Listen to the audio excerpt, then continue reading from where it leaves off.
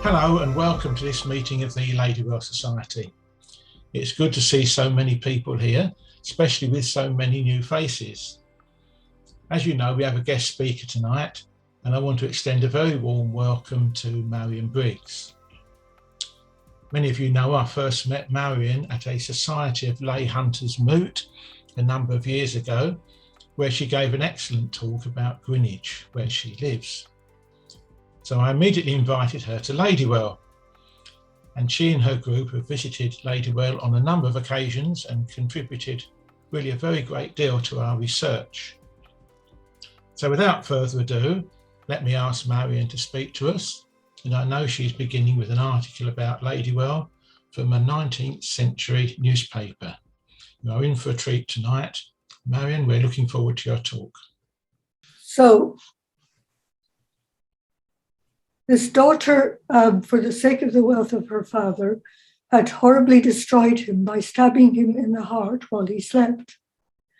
A guilty conscience had brought the daughter in the prime of her life to an untimely end, and once a year her perturbed spirit was doomed to fetch from the pure spring below a pitcher of water with which to wipe away the foul stain of blood shed by her own hand. Hence the fair spring was called My Lady's Well. This is really the legend of My Lady's Well at Lewisham. The ghost was said to be a tall white lady. So I want to leave that there and we'll come back later. So I'll say first something about the group, which is not strictly speaking the Earth Stars group, but it arose during and after talks which I organised with Chris Street of the Earth Stars in Rudolsteiner House. And people involved are connected with a number of groups as well as this group, so that such as the Order of Bards, Ovids and Druids, Life Net, the Gatekeeper Trust, Fountain International, Megalithomania, Research into Lost Knowledge, or RILCO, and the British Pilgrimage Trust. All of these groups have some kind of relationship to Earth mysteries, which I can say more, if you want to know more, I can say later. We generally meet and visit places around London about the time of the festivals, which are the Celtic festivals. So that includes the winter and summer solstice and the two equinoxes, and also the festivals of Samhain, which is around All Saints' Day, Imbolc or Candlemas, Beltane or Lammas, and Lughnasadh in August. Sorry, Lughnasadh is Lammas, Beltane is May Day. And the thing about these festival times is that they all have some kind of mythology connected with them, but also they come at auspicious times when they say that the veil is thin. That is, it's easier to connect to the other levels. So I want to go on to talk about Rory Duff. I've come across him recently. He's a geobiologist, and he's been mapping various types of ley and energy lines. Some of you may already have heard of him. So what he's discovered is that lines which go across the landscape in various forms, they have a natural movement from side to side, and they vary within cycles and rhythms. And this natural side-to-side movement gives them their fundamental frequency. So he's particularly focused on sound, which lines are called sound lines. And he said, well, they come together at one particular frequency. And this harmony that they come to changes over the year. So, but he's discovered that they come completely together 4 times a year. And these 4 times happen the day before the solstices and equinoxes. So the last one was the 24th of December, Christmas Eve, which was a particularly auspicious time. I don't know if any of you were particularly aware of it, but there was something about the light over this whole equinox period, which was quite strong. So there are places where all of these lines intersect. And at the center of where these intersections occur, along with the unison that occurs on these harmony times, he has detected that there is a toroidal energy shape that appears with vortexes in the middle of them. So this image is the shape that he's talking about. So you can find out more about Rory Duff on this the website of Graham Hancock, where there is an article written by him. So the London Earth Star was discovered by Chris Street, and he has been researching it over the past 30 to 40 years. You can see here a 30-pointed star over the map of London. The part in the middle is missing because it's the way the 30 points work out. But if you look at the star on the right, you can see the complete pattern, and you see where all the lines converge at a central point. So the question is, where is this point? So here at Brock House is the center of the Earth star. Now, this has quite a history going back through the ages, from being at present being an office block, but before that it was the BBC. And it is actually a Portland place next to the BBC headquarters. It was built as a concert hall, and before that, a church stood on the point on that plot, which is St. Paul's Church. And before the church was there was a reservoir supplying Covent Garden. And before the reservoir, it was an area of springs and wells. So the center of the Earth star is probably a very sacred site because of this existence of springs and wells. Now, a group of us went there at the equinox, and first of all, we had a look to see if we could find exactly where the center of the Earth stars is. Now, the thing about St. Paul's Church, which was different, is that the entrance was in the east. Normally, a church entrance would be in the west. So what we're looking at in this image is the west side, which is where probably the altar would be. So it looked from pictures that we saw of the church compared to Brock House, that the church was longer than Brock House. So the area where you can just see an image of a man and beside him some bicycles, around there we detected a point, an energy point, which we believe is the actual center of the Earth star. And it was extremely powerful that day. And most of us were quite impressed by the strength of it. The beginning of Chris Street's research began in North London. So if I just go back to this, you see there in the north, there is a triangle of 3 points. And this Chris calls the Barnett Triangle. It marks 3 churches dedicated to St. Mary. There are other triangles. One in the south is the Croydon Triangle. In the east is Barking, and in the west is Hanwell. And they're all related to churches or wells, and they are St. Mary's churches generally. So there is this connection with Mary. So in the middle, and in this Barnett Triangle, there is a place called Camlet Moat, which has an island in the middle where a lot of pagans and druids like to go to carry out ceremonies, because it seems to be a very special, powerful place. And a number of people, seems to be mainly dog walkers, report seeing a white lady apparition described as radiant, ethereal, in a long white gown and a head covering of some sort.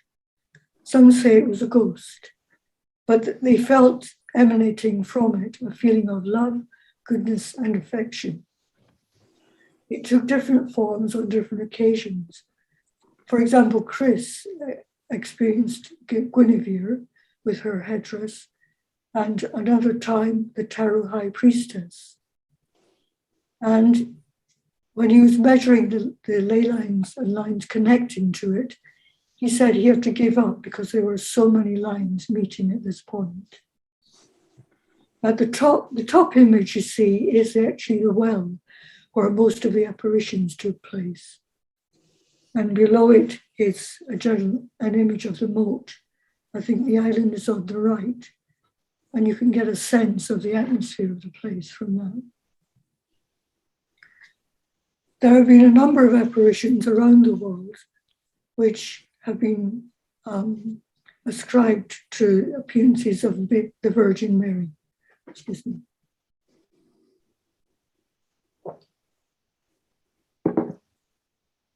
This one I've been to a number of times is in Bosnia and Herzegovina, at a place called Medjugorje.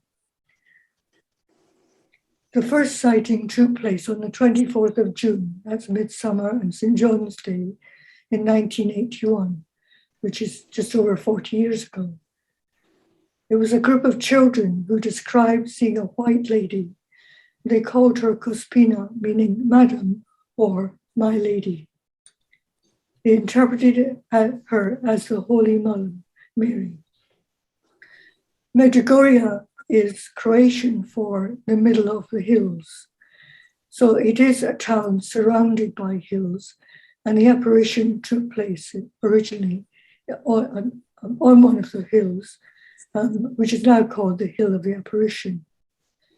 And I went with a group of people from LifeNet, and we had a workshop there, and we identified a number of places which were, we could say, PowerPoints in the landscape, and it can be described as a landscape temple. Some of the other appearances have been, probably the most famous is in Lourdes.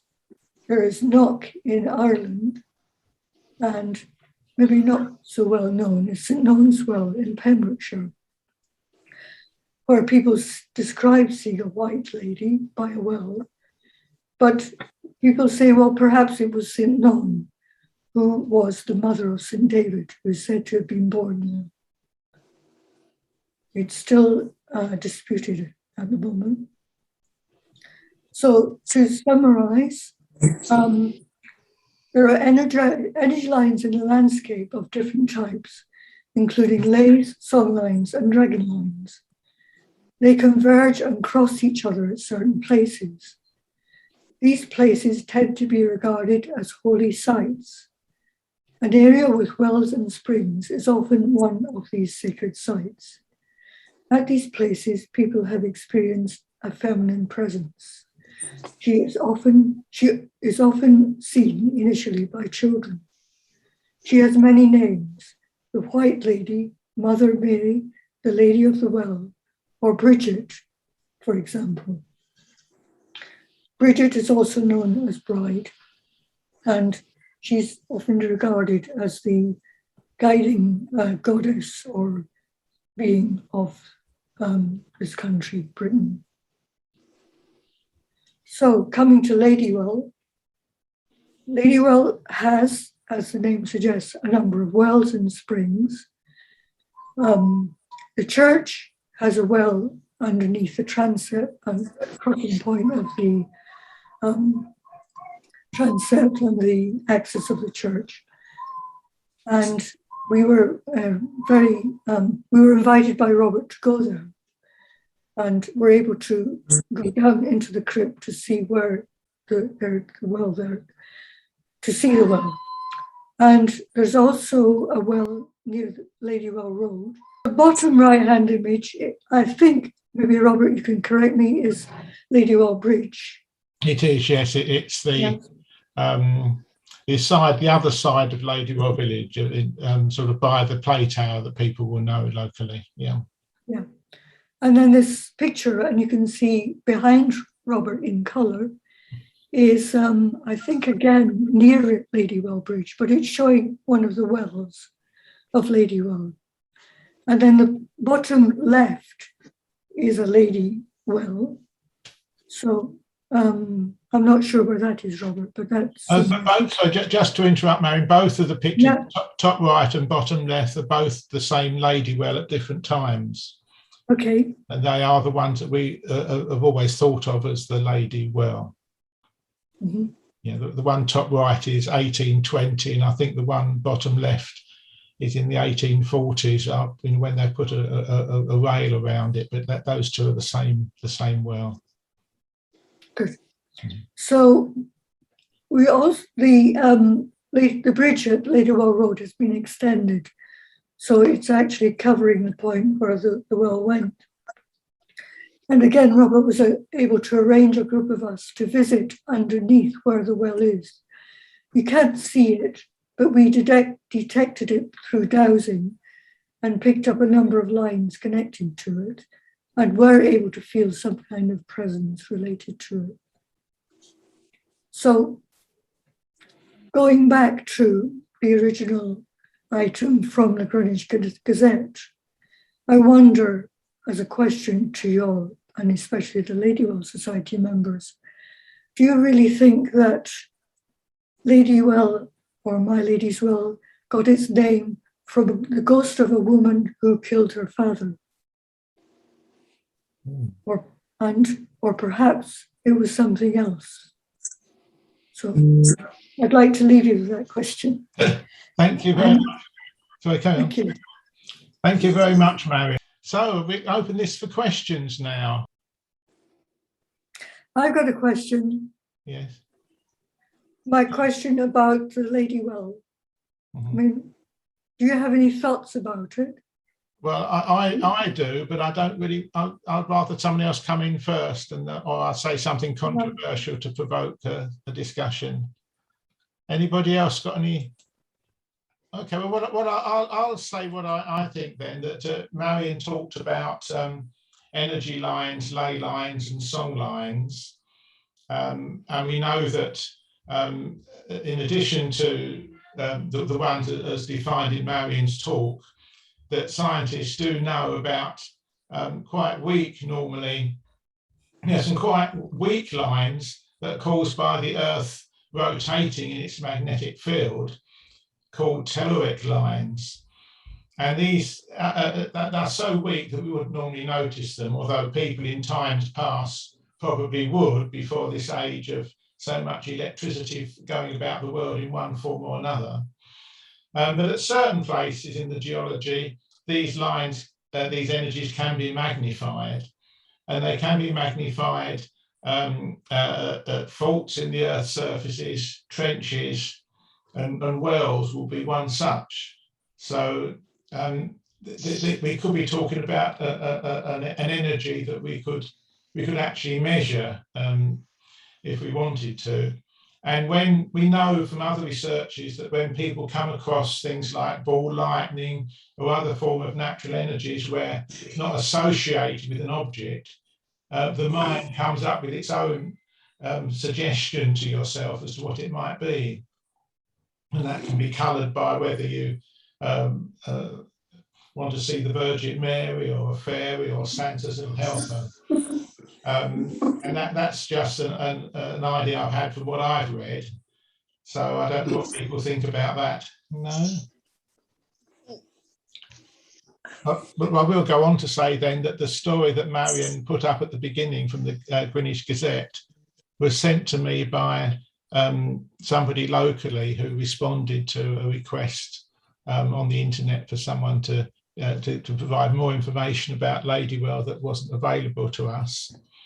And it's the first time I'd seen that story. And it's the first time I've seen it actually referred to in any of the histories of Ladywell. And it wasn't clear to me reading the full article how much of this was remembering from his childhood, how much he'd been told, how much exactly where it originally came from. But it's certainly something that will be included in the future accounts that we make. Any other ideas from anybody? Thoughts? Is the water in the well of the church drinkable? So who was that talking? Sorry, just. My name's Anna Somerset. Right. Okay, Anna. Sorry, I raised my hand. That's all right. I just can't see you. Must be on my second page, but you're here somewhere. The well in the church crypt is dry. There's no water in it. Oh, right. So we can't actually, I can see you now, we can't actually say. We have got a group of water, what's what they call them, but let's call them archaeologists, who are the Kent Underground Research Group, that's it, who want to go down free of charge to the church and do an archaeological investigation. Unfortunately, the church, having been initially enthusiastic, the Archdeacon has insisted that they go through an administrative process called a faculty. And at this stage, the permission has not been given to proceed with that investigation, which it is sad for me, but the church has got to find, I don't know, £500,000 to restore the fabric of the building. So they've probably got other things to focus on at the moment. So we really don't know. And the interesting thing about that well is that it's not mentioned in any of the church records until they were doing some restoration work in the church, and they dug down no more than a foot, and underneath is this massive, which we assume is a well. We don't actually know it's a well, but it's a shaft into the ground. Everybody assumes it's a well, and there's no record of it anywhere. We don't know why it was dug. We've got all sorts of ideas that I'll put forward in my book. Interesting, it has a sort of dome shape. It's quite wide, what do you say, 4 or 5 feet in diameter, but a much smaller aperture at the top. So there's sort of dome structure at the top. There is a pipe going all the way down inside. And previously there had been a black lead tank that was removed during the works. One suggestion was that they were pumping water into this tank in case there was a fire in the church, as happened in 1830 when they couldn't get enough water from the Ravensbourne to put it out. I've suggested it might be an illicit baptistry. And I think that Marion and her group who came down will think the same about this, that this well probably actually predated the church and was the reason why the site that St Mary is built on was actually regarded as a holy or a special place. So eons before the first church was built there. It's quite likely that the well would have been relined in more recent times, but existed, many years ago. Okay. So Robert, we've got four minutes, but I would like to say something. Please do. So I would say, from my experience, that Ladywell is a very special place. It's unfortunate that it's been covered over by so many buildings. And recently, like everywhere else, a lot of these buildings are not very beautiful.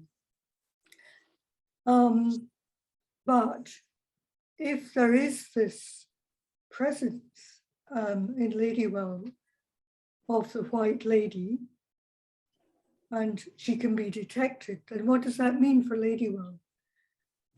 That there is underneath your feet something which could be quite special.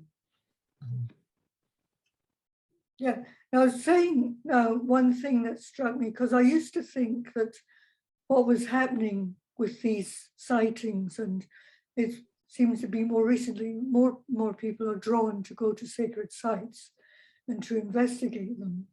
A lot of the places were initially, the appearances were to children. And the thing about children is that they are much more open to otherworldly things. And it may be that also we are becoming more aware that there is more to the earth as a living being than we see with our physical senses. Mm-hmm. And that it has something to do with the transition that we're going through as humanity, and that all this chaos around us at the moment is a sign of this transition. And again, going back to Ladywell, it is maybe an example of where, well, actually there is a lot of work to do to understand much more about what you could call the sacred landscape of Ladywell. So maybe some more dowsing or something, research. I think that, I mean, that goes with my experience. I've lived in Ladywell all my life, and as people know, my wife and I started the Ladywell Society back in 1984, very much with this sort of feeling in mind. It started off with trying to protect the site of the Ladywell. And tonight has given me so much more to include in my book that's going to cover this and other things, that I'm afraid it's going to delay the publication of my book even more while I rewrite that section. But there is an awful lot more to Ladywell than most people realise. And I think the more that Marion and her friends and colleagues can come back and help us, and the more we can do in the Ladywell Society, the better it will be for everybody. But can we just thank Marion before we get cut off very much for doing this talk for us tonight, and for being our first online speaker. So can we please give her a clap? I don't know if she can hear it, probably not, but thank you very much, Marion, much appreciated. Thank you. Thank you for inviting me.